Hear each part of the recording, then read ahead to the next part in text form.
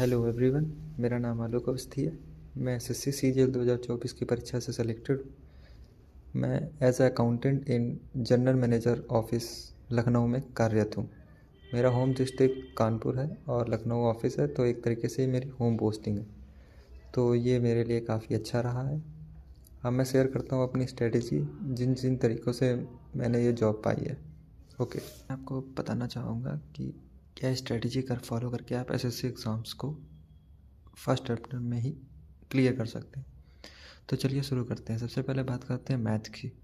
तो मैथ्स के लिए आपको सबसे पहले बार आपको सिलेबस पूरा तरीके से कंप्लीट करना पड़ेगा। इसके लिए आप कई सारे टीचर्स के वीडियो देख सकते हैं, जैसे कि गगन प्रताप सर, आदित्य रंजन सर, आभास Saini sir.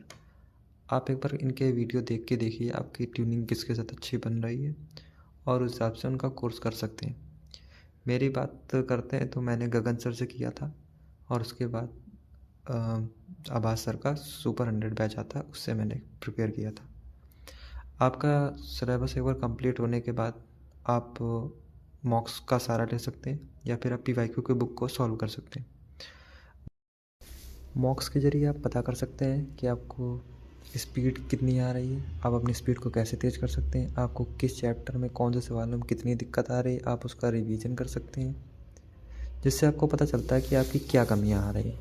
PYQ book solve करने से आपको यह अंदाज़ा लगता है कि पीवाईक्यू क्वेश्चन किस प्रकार के होते हैं और क्या क्या पैटर्न चल रहा होता है, उस हिसाब से आप अपना फॉलो ट्रेंड कर सकते हैं।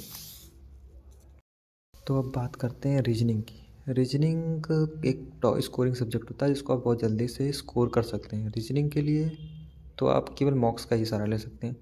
मॉक्स में आप ये देख सकते हैं कि कौन से चैप्टर हमसे नहीं बन रहे हैं, तो उन चैप्टर्स को आप जस्ट यूट्यूब में लिखिए, 1-1.5 घंटे कोई वीडियो किसी भी टीचर की देख सकते हैं, आपका काम हो सकता है। अब उसमें मेन बात होती है प्रैक्टिस की। तो प्रैक्टिस के ज़रिए आप सवालों को जितनी जल्दी सॉल्व करेंगे उतना ही आपका फ़ायदा होता है।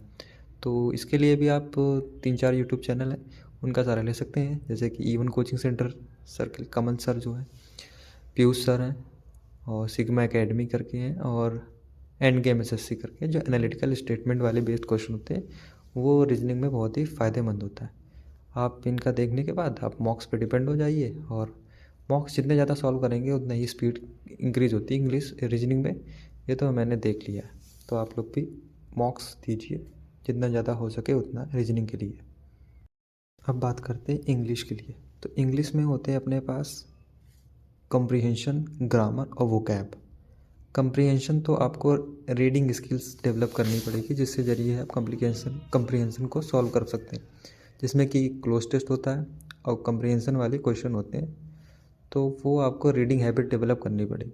वो कोई टीचर आपको सिखा नहीं सकता है, आपको खुद से ही एक रीडिंग हैबिट डेवलप करनी पड़ेगी, तभी आप उन क्वेश्चनों को सॉल्व कर सकते हैं।